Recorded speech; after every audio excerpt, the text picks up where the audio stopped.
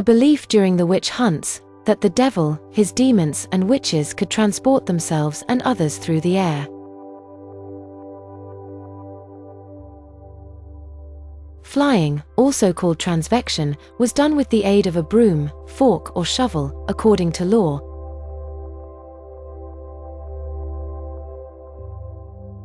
Some witches were said to ride demons who were transformed into animals such as goats, cows, horses, and wolves. The devil had the power to pick people up and whisk them through the air with no visible means of transport or support.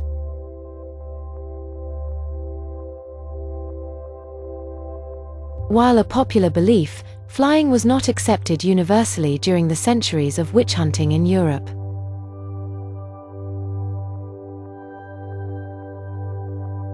As early as the 10th century, flying was disputed as impossible.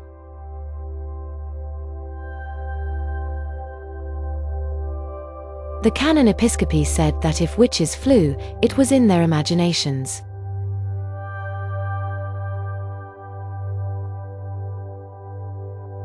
But in the late 15th century, the Malleus Maleficarum, the Bible of witch hunters and judges, lamented this erroneous view, saying it allowed witches to go unpunished.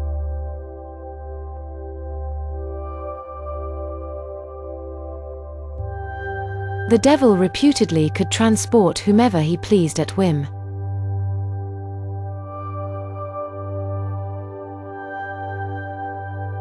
Stories tell of children and adults bewitched takes flight on demon fivefold kissing, picked up in their sleep and flown through the air for miles.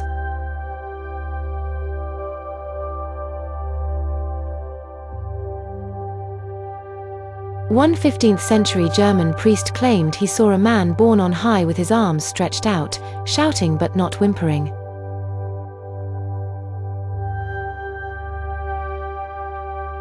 The fellow, the priest said, had been drinking beer with friends.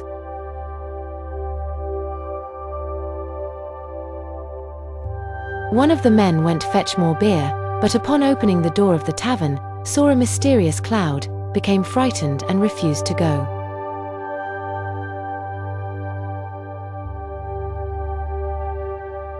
The man who was picked up and flown said he would go instead, even if the devil were there.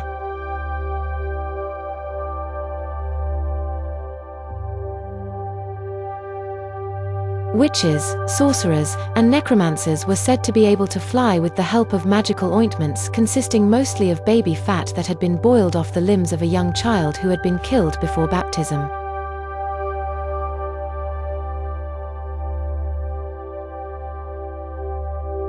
Such ointments also contained various herbs and drugs, which doubtless put witches into hallucinatory states in which they really believed they were flying.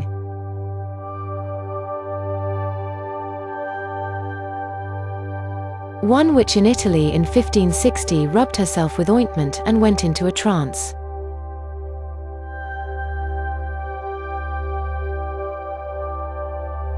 When she came out of it, she said she had been flying over mountains and seas.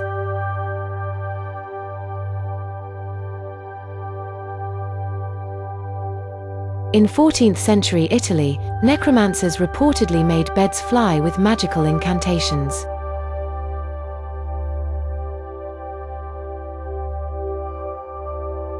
The speed of flight was great, and novices were prone to fall off their forks or broomsticks.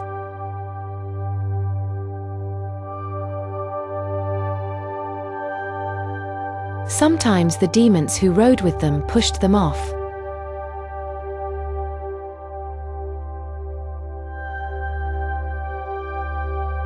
One story tells of a German man who convinced a sorcerer to fly him to a sabbat.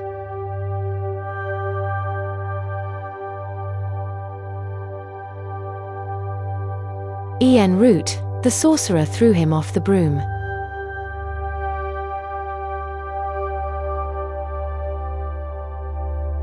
The man fell into a strange country that was so far away, it took him 3 years to get home. Church bells were supposed to be able to ground brooms, and in some towns, the church bells were rung constantly during witch festivals to prevent witches from flying overhead.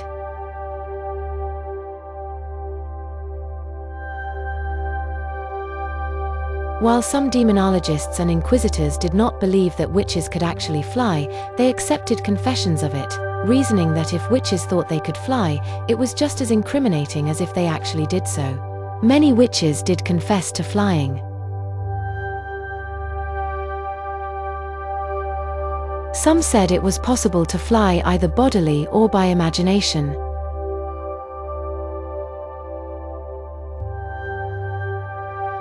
If a witch wanted to observe a Sabbat without actually being there, all she had to do was lie down on her left side and breathe out a blue vapor, in which she could watch the activities, a medieval version of clairvoyance.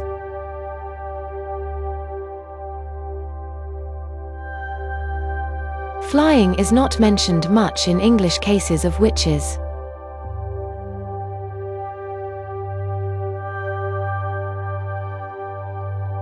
The various witchcraft acts in effect between 1542 and 1736 outlawed many witchcraft practices but did not prohibit flying.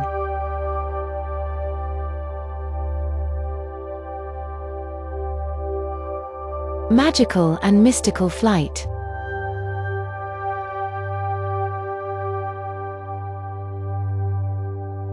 Various magical and spiritual disciplines place importance on the ability to fly.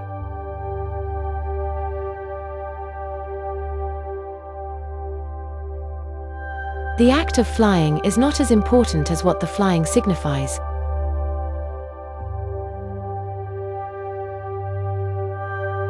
The soul's breaking free of the bonds of earth and soaring into the cosmos, accessing realms that others reach only through death.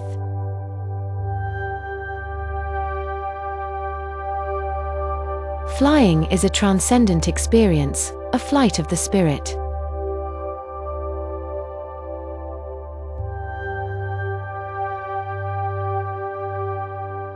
Magical and mystical flight is attributed to alchemists, mystics, sorcerers, shamans, medicine men, yogis, and fakirs, as well as witches.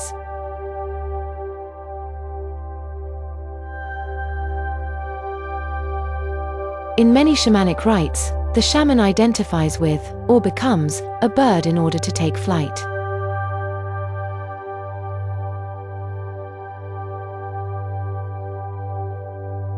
Each magical spiritual system has its own techniques for achieving the ecstasy of flight, though breathing, meditation, contemplation, dancing, drumming, chanting, and/or hallucinogenic drugs.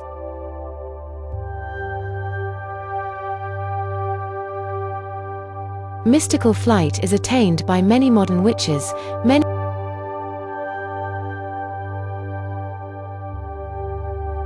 of whom blend Eastern and shamanic spiritual elements into contemporary witchcraft.